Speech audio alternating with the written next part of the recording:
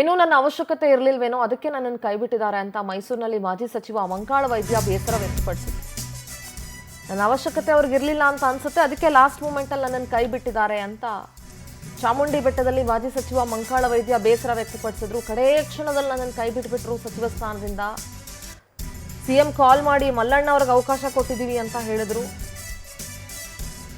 ಯಾವ ಉದ್ದೇಶಕ್ಕೆ ನನ್ನನ್ನು ಕೈಬಿಟ್ಟಿದ್ದಾರೆ ಅನ್ನೋದು ನನಗೆ ಇನ್ನೂ ಗೊತ್ತಿಲ್ಲ, ಯಾರಿಗೆ ಅನ್ಯಾಯ ಅಂತ ಜನನೇ ತೀರ್ಮಾನಿಸ್ತಾರೆ ಅಂತ ಮಂಕಾಳ ವೈದ್ಯ ಮಾತಾಡಿದ್ದಾರೆ.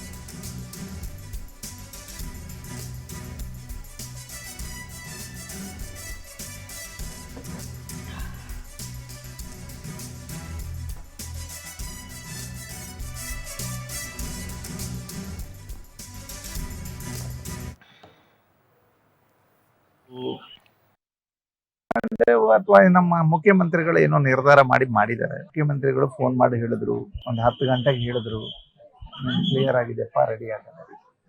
ಕಡೆಗೆ ಒಂದು 11 ಗಂಟೆಗೆ ಮತ್ತೆ ಫೋನ್ ಬಂತು, ಇಲ್ಲ ಹೀಗೆ ನಾವು ಚೇಂಜ್ ಆಗಿದೆ, ಅದು ಬೇರೆಯವ್ರಿಗೆ ಆಗ್ತಾ ಇದೆ. ಇಲ್ಲ ಇವರು ಮಲ್ಲಣ್ಣನಿಗೆ ಮಾಡ್ಬೇಕು, ನಾವು ಮಲ್ಲಣ್ಣ ಅಂತ ಹೇಳ್ತಾರೆ. ಇಲ್ಲ ಅವ್ರ ಅವಶ್ಯಕತೆ ಅದು ನಮ್ಮ ಪಕ್ಷಕ್ಕೆ, ಅದಕ್ಕೆ ತಗೊಂಡಿದ್ದಾರೆ ಅವ್ರು. ಹೌದು ಮಾತಾಡಿದೆ, ಆಗಿಂದಾಗ ಅವ್ರ ಮನೆಗೆ ಹೋಗಿ ಮಾತಾಡ್ಕೊಂಡು ಬಂದಿದ್ದಾರೆ. ನಿರಾಸೆ ಯಾಕೆ ಆಗ್ತದ್ರಿ? ನಾವೇನು ಮಂತ್ರಿ ಆಗ್ಬೇಕು ಅಂತೇಳಿ ಬಂದಿದ್ದಲ್ಲ. ನನ್ನ ಕ್ಷೇತ್ರದ ಜನ ಏನೋ MLA ಮಾಡಿದ್ರು, ಪಕ್ಷಕ್ಕೆ 140 ಸೀಟ್ ಬಂತು, ಸರ್ಕಾರ ಬಂತು, 3 ವರ್ಷ ಮಂತ್ರಿ ಆಗಿದ್ದೇನೆ, ಒಳ್ಳೆ ಕೆಲಸ ಮಾಡಿದ್ದೇನೆ, ಎಲ್ಲೂ ಒಂಚೂರು ಹೆಸರಾಳು ಮಾಡ್ಕೊಂಡೆ.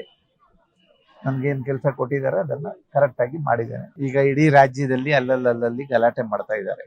34 ಬಿಟ್ಟು 35 ಮಂತ್ರಿ ಮಾಡ್ಲಿಕ್ಕೆ ಆಗ್ತದೇನ್ರಿ? ಆಗೋದಿಲ್ಲ. ಈಗ ಆಯ್ತು, ನನಗ್ ಕೊಡ್ಬೇಕು, ಯಾರನ್ನೋ ತೆಗಿಬೇಕಲ್ಲ. ಎಲ್ಲಿ ನೋಡುವ, ಅವ್ರೇನು ಹೈಕಮಾಂಡ್ ಅವರು ಎಲ್ಲ ಮೀಟಿಂಗ್ ಮಾಡಿ ಒಂದು 2 ತಿಂಗಳ ಇಟ್ಕೊಂಡು ಎಲ್ಲ ಮಾಡಿ ಎಲ್ಲ ಕಮ್ಯುನಿಟಿಯವ್ರಿಗೆ ಎಲ್ಲರಿಗೂ ನ್ಯಾಯ ಕೊಡುವಂತ ಲೀಸ್ಟ್ ಅನ್ನ ಮಾಡಿ ಕಳಿಸಿದ್ರು.